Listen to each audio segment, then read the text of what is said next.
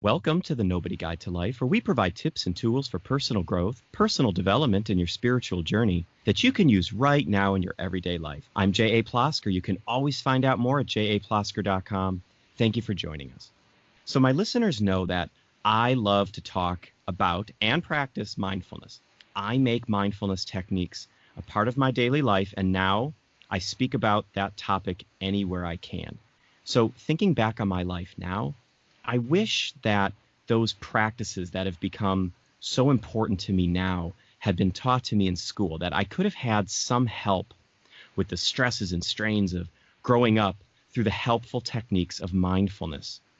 Luckily for students of today's guest, they have that opportunity. James Butler has been teaching pre-K and kindergarten since 2002. In 2009, he volunteered to teach in Namibia and began using mindfulness techniques in classrooms as a way to help students cope with stress. Once back in the U.S., James made mindfulness practices part of his daily schedule, including mindful breathing exercises. James soon found the practices not only helped his students, but him as well. James founded Mindful Classrooms, an organization that travels across the country, educating schools about how to sustainably implement mindfulness into their daily routines, climate, and culture. James is now the social and emotional learning mindfulness specialist for the Austin Independent School District, working with teachers, staff, and administrators to bring mindfulness to students. He's also the author of Mindful Classrooms, daily 5-minute practices to support social emotional learning, and the creator of Mindfulness in a Jar, 101 exercises to help children focus and calm their minds. He's also the author of a coloring book for kids on social and emotional learning, and he's with us today. Welcome to the show, James. Thanks, Jay. Thanks for having me. I appreciate it. Well, I've been looking forward to this interview because, as I said in the introduction, mindfulness has become such a big part of my life. And it was due to personal struggles I had with depression and anxiety. And it was really something that I could hook onto and use. And it has really, really helped me. So I'm interested, with your background in all of this, what brought you to mindfulness practice? My mindfulness practice actually started very similarly. I was struggling with PTSD and depression, anxiety, and really needed something to help me out, help me kind of get through. And I was teaching kindergarten. Well, this was like after I got back from Namibia, but it was something kind of like clicked that my struggles were kind of seeping into the classroom, and I was like, this isn't cool. Like, my 5 and 6-year-olds don't need my stuff as well. Right.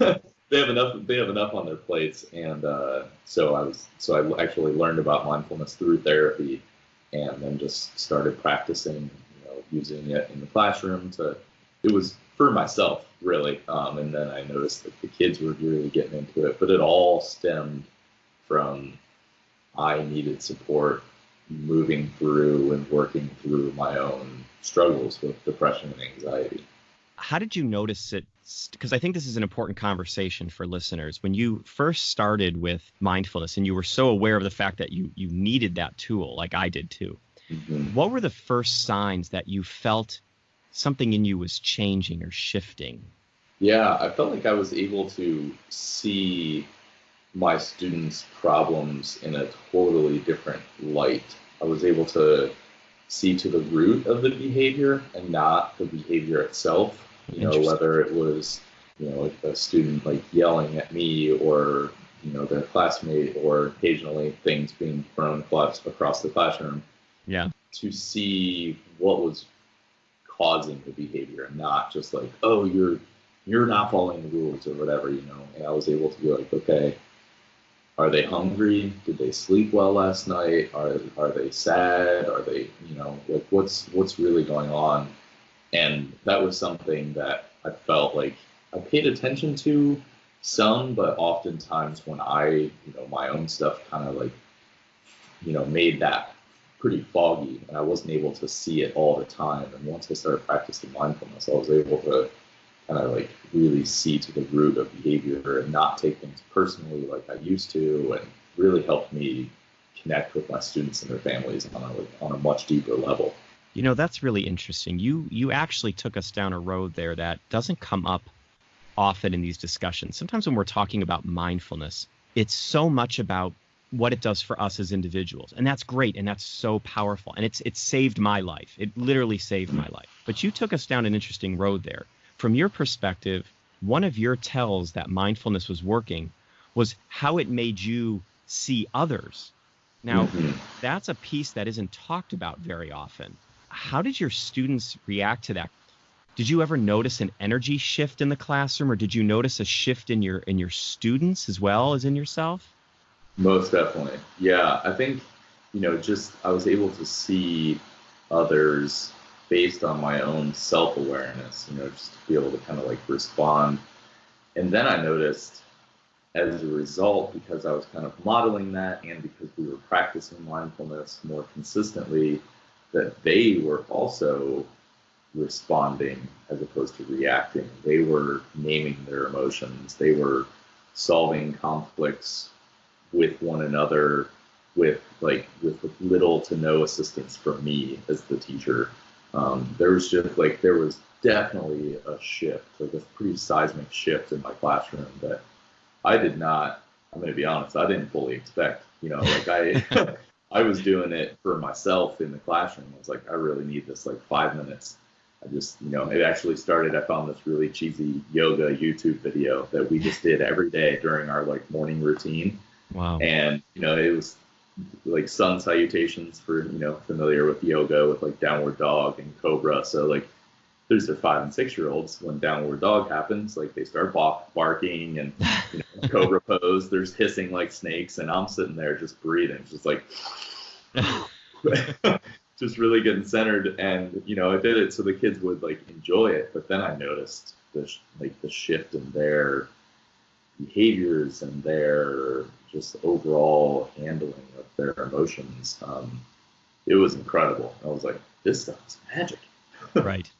Right. And James, it's really interesting when I talk about mindfulness. I do seminars on mindfulness, and people come up to me afterwards and they say that sometimes even just a simple tool that they hear in a seminar, even just a breathing technique that takes 30 seconds, it relieves pressure from their chest, or it calms anxiety. And I'm wondering if that's how it was for you. Is that something that you notice in your students as well? Because for me it's usually adults, but do you notice that your students are actually telling you that it's helping them?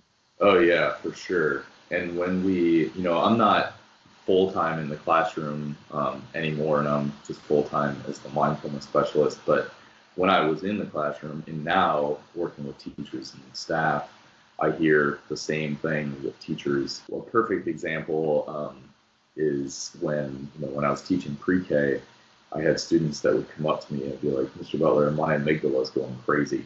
I need to do some mindful breathing. And they would sit down and they would start doing, just focusing on their breath, or using one of the tactile breathing exercises, like tracing, like starfish, like tracing your finger and breathing, or fingertip breathing. They would sit down and they would do that, or just stand and just do it in the moment and just focus on their breath for 30 seconds or a minute or so. But they were able to recognize what they needed in the moment. And they were able to say, these were 4 and 5 year olds. They were talking about their amygdala and their prefrontal cortex and their hippocampus and how, what was happening. And that was huge for them to feel that sense of empowerment. And then to just do the practice on their own without me having to say anything, because we did it consistently. Right. And that's so much the key, is with kids especially, is creating new habits. One of my spiritual teachers said once, he said, a shift in one makes a shift in two. And so I think about that. I have a daughter, and I always think about that when she's going through something. If I can find a way to become aware of, and it's really difficult, aware of and shift my internal state, so that, like you said before so well, you see the behavior and you don't say that the behavior is the person. If you can see a person through a different lens like that in your own self, then that shift can create a shift in them as well. And I love that, because it sounds like that's what you're really trying to spearhead in your district. Yes, for sure. And also just in teaching about going a little bit deeper into the brain, and just that co-regulation, that when a student is escalated, that when we are able to stay calm, just our calm demeanor helps our students de-escalate. Right. And just that alone, and teaching teachers and staff that like, here's some tools and some, some resources to use. But most importantly, no matter what's being said to you, no matter what's being done to you, stay calm, and that alone will help that situation. Right. Right. And sometimes kids just have to go through it. It's so hard to remember where Totally. we came from, right? Because Mm-hmm. sometimes we get frustrated. Get out of here. Go to your room. We get Uh-huh. frustrated. That's who we are as people, and Mm-hmm. we have to retrain ourselves to remember that when we were young. Even now, you hear, I just need to go through this, and kids are no different. Something I tell people, we have to become so not us. We have to step Mm-hmm. away from who we think we are, our ego, our frustrations, and give that child a space to just have an authentic moment of frustration. And Yes. that, just creating that space and letting them fill it, can drain the whole situation of its difficulties and negativities. I mean, is that something you've noticed in practice? Is that something that you've seen happen? Yeah, for sure. And I think it's tied into just being comfortable with emotions and like naming emotions and not labeling emotions as good or bad. It's Right. just like just allowing the emotions to happen.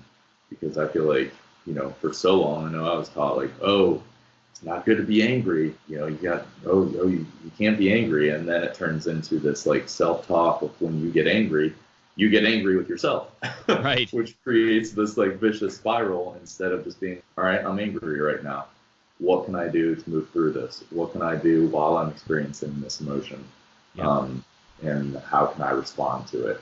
And if we can teach our kids that, to just feel what you're feeling and to experience it, and to give some tools to move through it if it's uncomfortable, but that it's not something that we should be like, oh, don't feel that way, or I shouldn't feel this way, because then it creates spirals upon spirals upon spirals that are then trickier to get out of. That's exactly right. And then we see those patterns follow us into adulthood. And Totally. James, through my own personal practice, I'm starting sometimes when I'm meditating, things will come up. Just without even my awareness, sometimes I'm catching up to my unconscious as this is happening. But if I have something in my life that's bothering me and it's bringing up emotions in me, what I notice sometimes during my mindful meditation sessions is that I will start to link those emotions to something in my childhood. It Mm-hmm. just happens. It just happens out of my awareness. And it really does show you the power of being able to have someone there who will just hold space or let you go through something instead of imposing themselves on your situation. And, as adults, we Yes. have to give boundaries, we have to give guidance, but we don't have to impose ourselves on kids. And Agreed. it really changes the way you see the world. Mm-hmm. Yeah, for How sure. has it been received by other teachers? I know you're doing so much. In the introduction, we talked about you now being this mindfulness specialist, which I think is just absolutely amazing. How are the other teachers, just even in Austin and across the country, how are they reacting to this?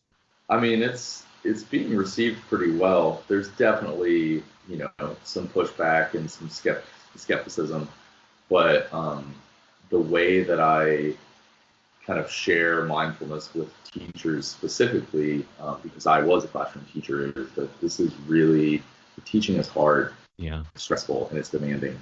And this is a way to help us, just kind of like deal with the everyday stressors in a much clearer and calm-minded way, and for us to be the best version of ourselves for our students, so that they can be the best version of themselves. Because how we move through the day totally impacts how our students move through the day.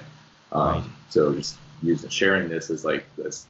This is a tool for self-care. This is a tool for stress relief. This is a tool for empowerment.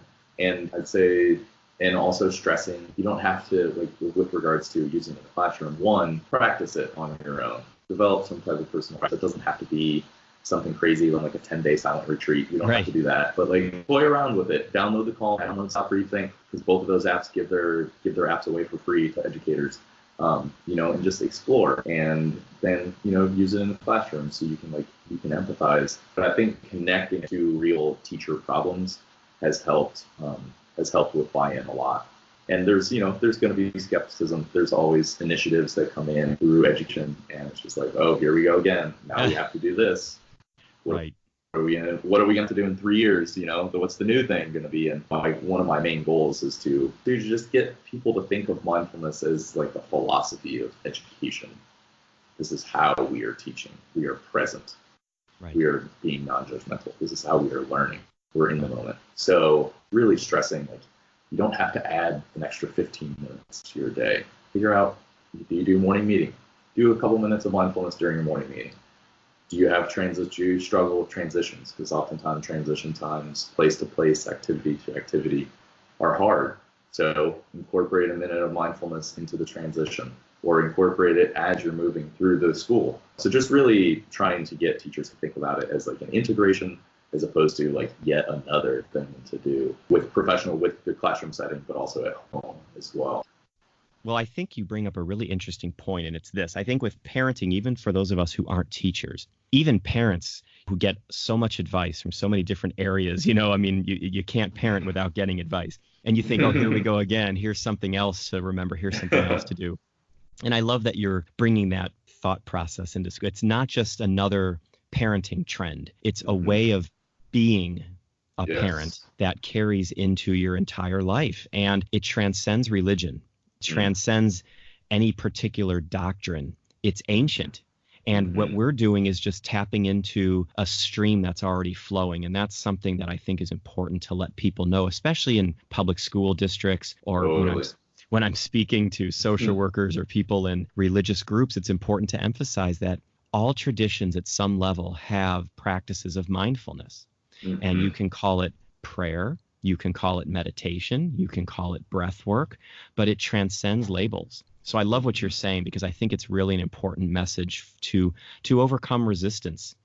And I think I love to hear how you're doing that. Yeah, that is probably the biggest, or that's one of the biggest obstacles that I face, is people who hear the word mindfulness and they think meditation, and then they just think Eastern religion, and walls might go up and be like, oh, well, this is against my beliefs. And to stress, just like you said, that this transcends, this transcends labels. This is about being. This is about just being in the moment. So this is probably one of the biggest obstacles that I face especially as a mindfulness specialist in a public school district in Texas.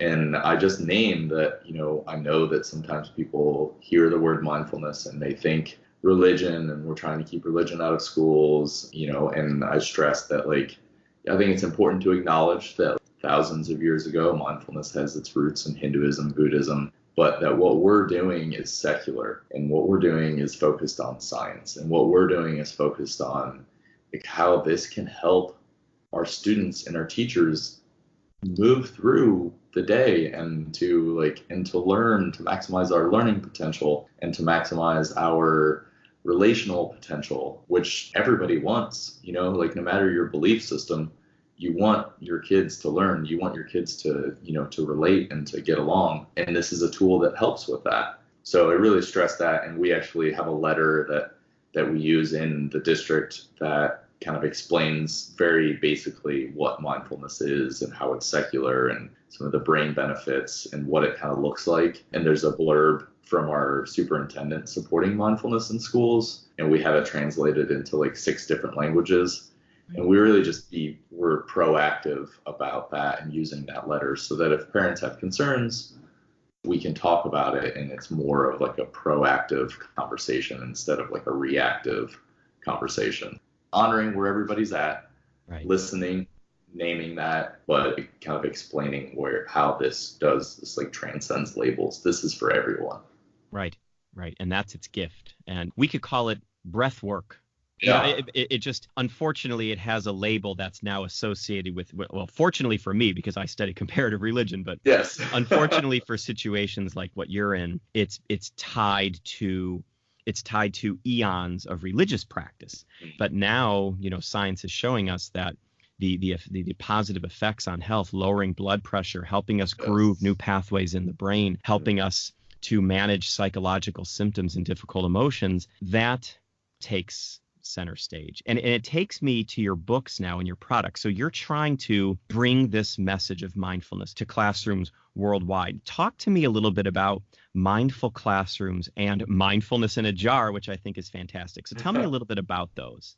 So Mindful Classrooms was born out of me teaching pre-K, and I was practicing mindfulness, but I wanted a little bit more structure. Tell me what to do, give me some ideas. And there's some curriculums out there that I looked up that I was kind of like taking bits and pieces, but I wanted something that was like very simple and kind of scripted and structured, that I didn't have to do a whole lot of research and back planning, because like I said, teaching is hard. There's a lot to do. So I just wrote out, basically a 36-week guide to use mindfulness, focusing specifically on like stretching and breathing.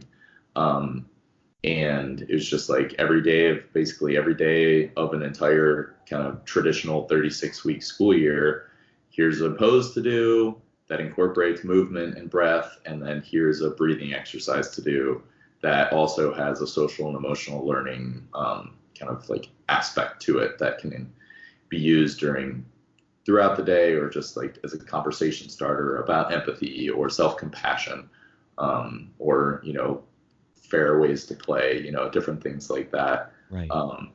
So it just started for like me and and my colleague, or actually it was two other pre-K teachers, and it was just going to be the three of us using this. But the year before, I had won Teacher of the Year for all of Austin ISD.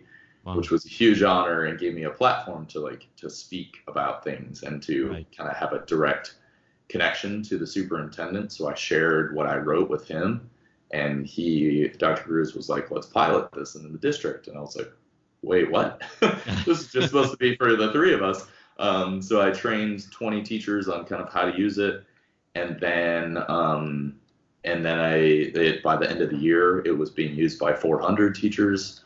And I, was just kind of doing these weekly newsletters, and I just basically compiled all 36 weeks and, did some tweaking and stuff like that, and put it into a book form. And then Free Spirit found it, and they published it. It was really cool.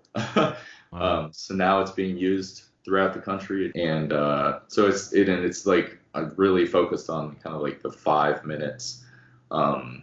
Because like I said, like there's a lot going on in a teacher's day and teacher's planning. So to just be able to integrate, 5 minutes into morning routine, or, transitions, or start of class, end of class, it's really, really focused on making it really easy and simple to use for teachers. Tried really hard to keep my teacher hat on. I love that. That's my approach too, is, my whole thing is just simple. If you have 5 seconds, you can do this. If you have a pulse, you can do this. Because it gets so out there sometimes. You go to these lectures and it's like, all right, look, folks. It's like, do you have a pile of dishes in the sink? Yes, do that. Just start with that. So I love that you're bringing that to the classroom. And what is this mindfulness in a jar concept? Is that the thing where like you said, you could just pick out one quick thing they can do, right? Yeah, just pick out one quick thing. So when I was writing the Mindful Classrooms, I also kind of like wrote some kind of like I called them like mindful challenge cards or whatever. It's just like really simple practices that focused on stretching, breathing, listening, seeing, and eating, kind of like tapping into the senses. And Free Spirit asked me to kind of expand on that and to do the mindfulness in a jar. It started with 10, and then they were like, how about 100? And I was like, all right. So it's 101 cards, and I think there's about 20 different really simple, like 1 to 2 to 3 minute practices that focus on stretching, breathing, listening, seeing, and eating. So there's different kind of themes and different, really like simple, easy to use mindfulness practices that you can just kind of use on the go, use during transitions, use as a start of the day or start of the class kind of routine. So and again, just focusing on the simple and something that kids could do, kids could pick it out and they could read it and they could lead it. Because that student leadership component is also really powerful when it comes to mindfulness. Yes. That I do it, I teach it. I do it, I teach it. Mm-hmm. And that's how we groove that habit in. Totally. I love that. So James, what is a tip or tool that you can give us that can help us on our journeys of personal and spiritual growth? What's something you can share with us right now? So I would say it's actually just a really simple breathing exercise that I recently learned about that has been super, super helpful with my anxiety. Great. And it's very simple. You just breathe in for a 4 count and then breathe out for an 8 count. And when you're breathing out for 8, because obviously you're only breathing in for 4, so you're like, how am I going to breathe out for 8? But if you breathe out through pursed lips, like you're blowing out through a straw, that can kind of help elongate the exhale. And I just learned about this specific breathing practice, and I just finished a community yoga certification through Amala Foundation here in Austin, and learning about the nervous system. And when you double your exhale, actually like regulates your nervous system when you're feeling kind of like dysregulated, when you're feeling upregulated. And I use this, like, I have a very genius name for it, 4-8 breathing. Yeah. But anytime I use that, and if you do 5 of those, that's 1 minute. So it's just like it helps me with like counting, and then to know that like if I do 5 of these, I just took 1 minute to breathe. And it has been really, really helpful to help with my when I'm feeling like super anxious, or if I'm feeling really worked up about doing a presentation or whatever, I just stop and I take those 5 breaths, breathing in for 4, breathing out for 8, and it's been really, really transformative for me. I think that's fantastic. That's perfect. I'll tell everybody as soon as you finish with the podcast here, practice it immediately. I love that. All right. Well, that brings us to the end of this episode of the Nobody Guide to Life. James, thank you so much for being on the show. I really appreciate you taking the time. Thank you so much for having me, Jay. It's an honor. It's an honor to be here. I appreciate it. I really appreciate it. And I want to remind our listeners, it's never too early to find a little more peace in your life.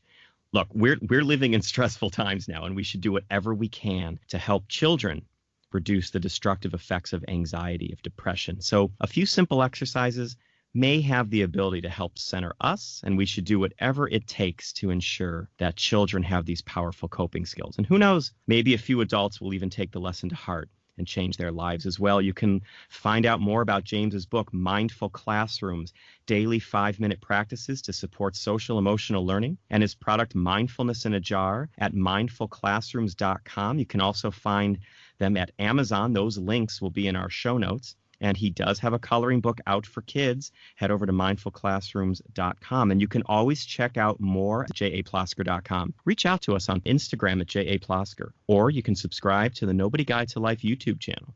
If you liked what you heard on this episode, please consider sharing it with someone you know. Keep practicing and have a good week.